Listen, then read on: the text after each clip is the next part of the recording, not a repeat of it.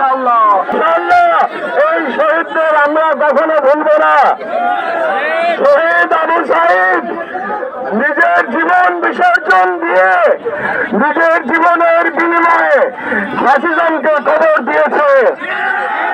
এক সময় বাংলাদেশের যে তরুণ কিউবার বিপ্লবের নায়ক চে গুয়েভারাকে বিপ্লবের প্রতীক হিসেবে বিবেচনা করত সেই বাংলাদেশের তরুণ এখন আবু সাঈদকে তাদের আদর্শ হিসেবে জানে। বাংলাদেশের বিপ্লবের আইকনের নাম আবু সাঈদ। আবু সাঈদের সেই দুই হাত প্রসারিত করে ফ্যাসিবাদের পুলিশের উদ্যত রাইফেলের সামনে উদ্ভাসিত মুখে দাঁড়িয়ে থেকে শাহাদাত বরণ করা বাংলাদেশের জনগণকে যুগের পর যুগ অনুপ্রেরণা দেবে ইনশাআল্লাহ।